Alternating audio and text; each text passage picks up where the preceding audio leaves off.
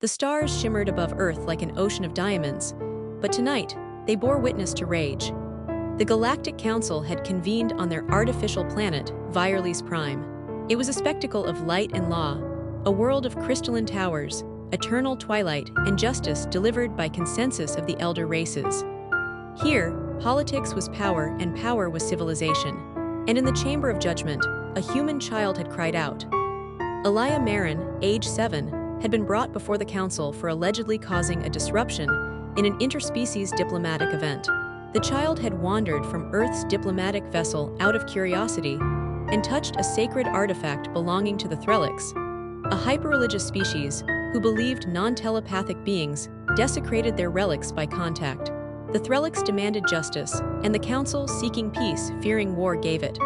Earth's ambassador, Dahlia Marin, mother of Elia, screamed as the child was executed by neural implosion. Without trial, without consent, news spread across the stars in less than an hour. Earth withdrew from the council within minutes. And at the same moment, deep beneath Antarctica, something ancient awoke. The Black Archive, long thought a myth even among Earth's own governments, had never been declassified. Buried beneath a tomb of ice and silence, it was Earth's final bastion, the secret known only to a few. Earth was not the new kid on the galactic block. Earth was the old god, the cradle, the grave, and the forge.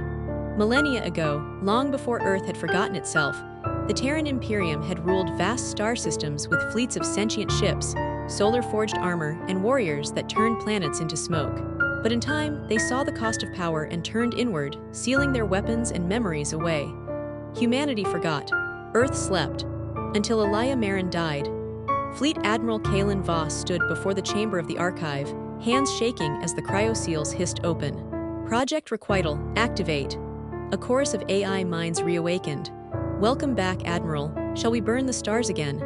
Within 72 hours, 50 Dreadnought-class capital ships broke orbit. They weren't visible with light, they warped gravity and pierced dimensions. They were not ships, they were titans. And leading them, Dahlia Marin, no longer a diplomat. Her eyes were no longer human. She had bonded with the archive. Her grief was a weapon. On Virales Prime, the council held emergency sessions. The elder races laughed. Earth, they said. Primitive Earth, they said. Then the stars above Virales died. The first wave was surgical. Council outposts blinked out of existence. No sound, no light, no debris, just absence. The second wave arrived above Virales itself. Dahlia broadcast her message. You took my child, so I will take your peace. She gave them 1 hour to evacuate the non-combatants. The council refused, believing themselves untouchable. They sent fleets, armada after armada, drawn from allies, vassals, and mercenaries. They were annihilated.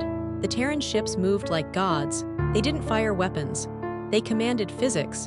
Gravitic folding, temporal shards, self-aware singularities. They unmade entire formations in instants. Kalen Voss led the Phoenix Lance through the capital's orbital ring, targeting planetary defenses with eerie precision. In the heart of the chaos, Dahlia descended. On the planet's surface, in the old tribunal dome, Counselor Arnal of the Threlix awaited her. 10 feet tall, floating on psionic fields, covered in gold and nerve fiber robes. You threatened trillions for one child, he said. She stepped forward. You executed hope. He struck with a psionic blast. She didn't flinch. The archive whispered to her mind, shielding her with memories of her son's laughter, weaponized into defiance. They fought. Mind against will. Religion against rage. In the end, she didn't kill him. She made him see. She gave him every moment of Elia's short life, downloaded into his mind in a second. His joy at seeing alien fish swim, his wonder at the stars, his final confusion and pain. Arnal collapsed, sobbing, begging forgiveness. But it was too late. The council surrendered unconditionally. Earth would not join again, but it would rule a new council, one where children mattered more than protocol. In the years that followed, the stars changed. Earth rebuilt not just its fleets, but the ethics of galactic governance. Artificial intelligences were given voice in the Senate. Refugee planets were granted fleets of protection. The Threlix, humbled, opened their sacred texts for retranslation. And Dahlia, scarred and venerated, retired to a quiet colony on Vega VI, where she planted flowers and named each one after a memory of Elia. But her legacy did not end. One day, many years later, a young girl named Nira found the ancient helmet of a Terran pilot in a museum on Luna. She asked her mother, who were they? And her mother smiled softly. They were the ones who remembered love is worth fighting for. And in the deepest vaults of the Black Archive, a heartbeat echoed, not one of war, but of guardianship. The old gods were awake, but this time they protected the stars.